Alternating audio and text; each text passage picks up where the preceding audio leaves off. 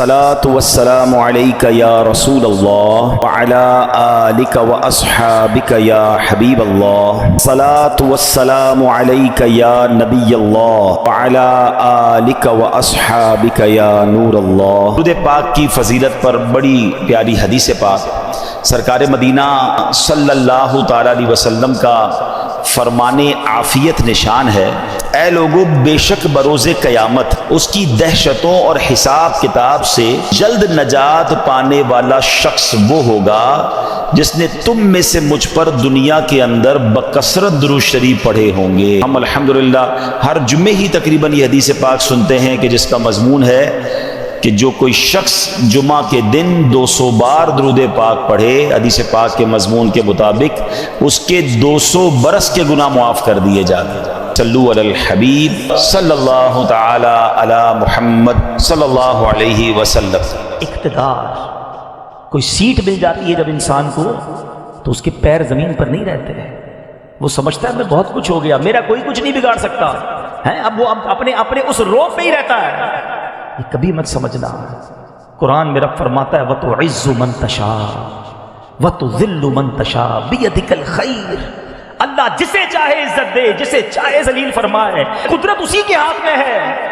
ڈرتے رہو، اگر اللہ نے کوئی مقام دے دیا، کوئی عزت دے دی، نبی پاک کی ایک دعا یاد کر لو جس کو اللہ نے عزت دی ہے نا، مال دیا ہے، شہرت دی ہے، آقا دعا کرتے تھے اللہم انا نعوذ بک من زوال نعمتک، اے اللہ میں تجھ سے زوال نعمت سے پناہ مانگتا ہوں۔ یہ بنی بنائی بگڑ جاتی ہے، سالوں میں عزت مندہ بناتا ہے، ایک دن میں چلی جاتی ہے، جناب منہ لگانے کے لیے کوئی تیار نہیں ہوتا، انسان سے ایسی غلطی ہو جاتی ہے۔ میں یہاں ایک مشورہ دینا چاہوں گا، مختلف شعبوں سے تعلق رکھنے والے لوگ موجود ہیں، سیاسی پارٹی کے لوگ بھی ہیں، بزنس کمیونٹی کے لوگ بھی ہیں۔ دیکھو، اللہ نے اگر آپ کو مال دیا ہے، عزت دی ہے، اقتدار دیا ہے، زندگی میں ایسی زندگی گزارنا کہ کسی کی دل آزاری نہ ہو، کسی کا حق تلف نہ ہو جائے، کسی پر ظلم نہیں کرنا، ورنہ میں آپ کو حدیث پاک سنا رہا ہوں، میرے آقا فرماتے ہیں جس کا مضمون ہے کہ مظلوم کی دعا یہ عرش تک جاتی ہے، مظلوم کی دعا یہ ضرور قبول ہوتی ہے، مظلوم کے ساتھ اللہ تبارک و تعالی ہوتا ہے۔ آج ہم کہتے ہیں اس کے ساتھ کون ہے، اس کے ساتھ تو 2 ووٹر بھی نہیں ہے، یہ میرا کیا بگاڑ لے گا۔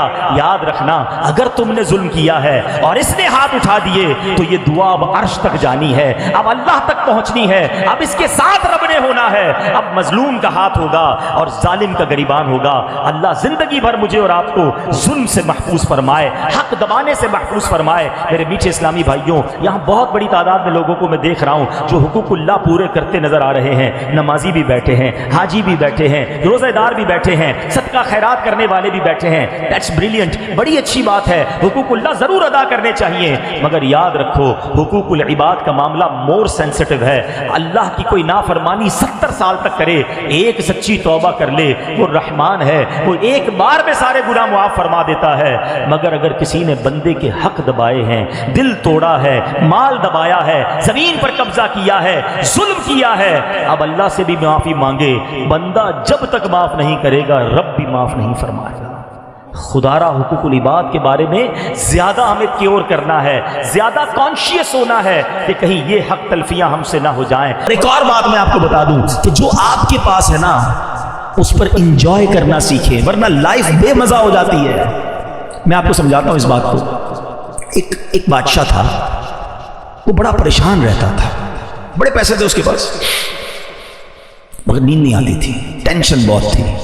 اپنے وزیر کو بلایا کہ یار بتاؤ تو صحیح کہ یہ اتنے پیسے، اتنا مال، اتنا سلطنت، نیند ہی نہیں آتی، عجیب سی کیفیت رہتی ہے، اور میں اپنے غلاموں کو دیکھتا ہوں یہ بڑے مزے میں مستی مذاق کر رہے ہوتے ہیں، رات کو سکون کی نیند سو جاتے ہیں، زمین پہ ہی سو جاتے ہیں، مجھے نرم بستر پر نیند نہیں آتی۔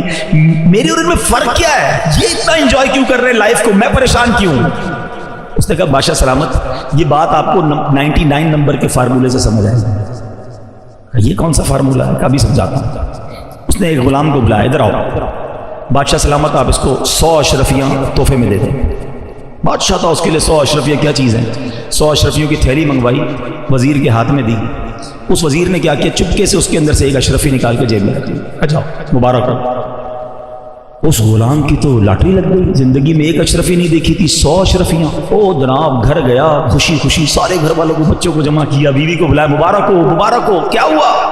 100 اشرفیاں بادشاہ نے دی ہیں، اپنی تو زندگی بن گئی، سارے بچے خوش، وائف بھی خوش۔ بچے کہتے ہیں ابو اشرفیاں دکھائے تو اسی ہوتی کیسی ہم نے دیکھی نہیں آج تک. تھیلی کھولی اور اشرفیاں اس نے نکال دی. کہا ابو ہم گن لیں. کہا گنو. بچوں نے گننا شروع کی. کتنی نکلی؟ 99. ایک تو رکھ لی تھی نا اس نے. کہا ابو یہ تو 99 ہیں. کہا نہیں نہیں بادشاہ نے دیے 100 ہوتی ہیں, پوری 100 ہوں گی, گنو تمہیں گننا نہیں آتا. پھر گنی 99. بیوی نے کہا ہٹو میں گنتی ہوں, بچوں کو گننا نہیں آتا. بیوی نے گنی, نکلی 99. شوہر نے کہا تم سب ہٹو, تمہیں گنتی نہیں آتی, میں گنتا ہوں. نکلی 99. اب بیوی کہتی تم ہوئی ایسے, 100 دی ہوں گی تم نے راستے میں گرا دی ہوگی. بچے کہتے ہیں وہ ایک اشرفی شاٹ کرایا, پتہ ہے ایک اشرفی کتنے کی ہوتی ہے, اس سے تو کتنے کام بن جاتے. نہیں نہیں ادھر ہی ہوگی. بستر اٹھایا, ٹیبلیں اٹھائیں, پورا گھر اتھل پاتھل, ساری رات اسی میں گزر گئی کہ وہ ایک کدھر گئی. صبح آیا وہ غلام بادشاہ کے دربار میں, آنکھیں سوجی لال, جو روز سکون سے سوتا تھا. وزیر نے کہا کیا ہوا تمہیں؟ کہا بادشاہ سلامت بڑا مسئلہ ہو گیا. کیا ہوا؟ آپ نے تو 100 دی ہوں گی باپ, لیکن ہوا یہ گھر گیا تو 99 نکلی تھی. وزیر نے جیب سے ایک نکالی کہ یہ لے جاؤ. وہ تو چلا گیا. اب وزیر نے جو بادشاہ سے بات کی نا, میں آپ سب کو سمجھانا چاہتا ہوں. کہا بادشاہ سلامت آپ کا پرابلم بھی یہی ہے, آپ کے پاس جو ہے نا آپ اس پر خوش نہیں ہیں, جو نہیں ہے اسی کی فکر میں زندگی خراب کر بیٹھے ہیں. ہم سب کا یہی حال ہے. خدا کی قسم اتنا ہے ہمارے پاس کہ سارا زندگی سجدہ کرتے گزار دیں, اور ہم میں سے بہت سو کے پاس تو اتنا ہے ہمارے بچے بھی کھائیں تو ختم نہیں ہوگا. مگر ٹینشن یہ کہ وہ کیوں نہیں ہے, وہ کب ملے گا. وہ ایک اشرفی کی تلاش میں تم جو 99 ملی ہوئی ہیں اس کو نہ انجوائے کر رہے ہو, نہ شکر ادا کر رہے ہو, نہ مزے لے رہے ہو لائف کے. ارے جو ہے اس پہ خوش رہو. اللہ کے بندو جو رب نے دیا ہے اس پہ شکر ادا کرنا, انجوائے کرو اپنی لائف کو. ہاں چلے ایک اس بات کو ہی روکتے ہیں. یہ بات جب چلی ہے اور اس کیلیبر کے لوگ بیٹھے ہیں, لائف میں اگر سکون لانا چاہتے ہیں نا, 2 باتیں یاد کر لیں کہ نعمتوں میں اپنے سے کمتر لوگوں کو دیکھیں, ٹھیک ہے, اور نیکیوں میں اپنے سے آگے لوگوں کو دیکھیں. آپ کی لائف مزیدار ہو جائے گی. آپ کو جب بھی لگے نا کہ یار میرے سے آگے لوگ ہیں, وہ نہ دیکھیں, اپنے سے پیچھے والوں کو دیکھیں.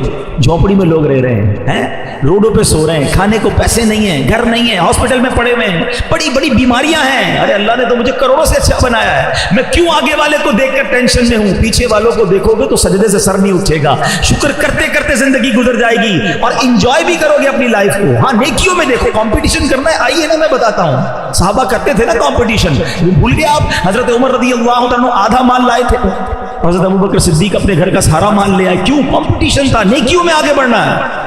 ہمیں اچھی گاڑی والے پراڈو والے کو دیکھ کر تو خیال آتا ہے کہ میری کرولا کیوں رہ گئی. تمہیں تہجد گزار کو دیکھ کر خیال کیوں نہیں آتا کہ میں تہجد کب پڑھوں؟ یہ تہجد بھی پڑھتا ہے, یہ روز قرآن پڑھتا ہے, مجھے قرآن پڑھنا ہی نہیں آتا. یہ بزنس بھی کرتا ہے, دین کا کام بھی کرتا ہے, میں کب کروں گا؟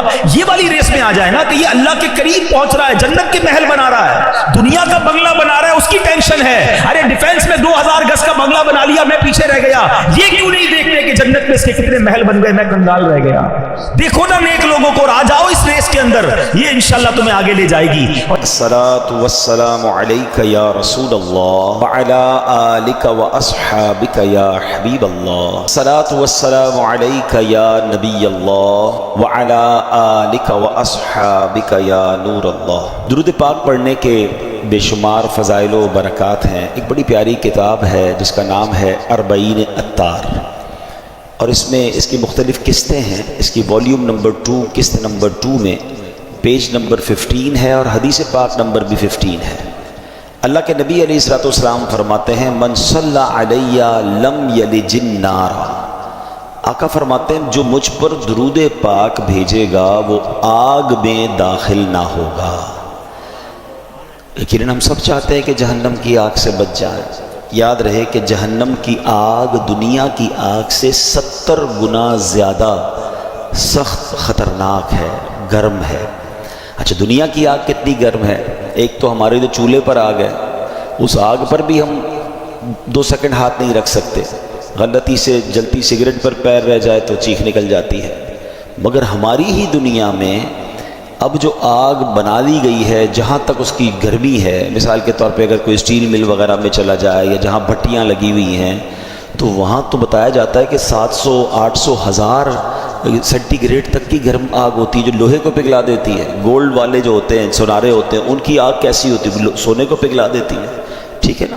پھر یہ جو والکینوز ہوتے ہیں, آتش فشاں پہاڑ پھٹتے ہیں, تو اس کا جو لاوا ہوتا ہے، بتایا جاتا ہے آس پاس کے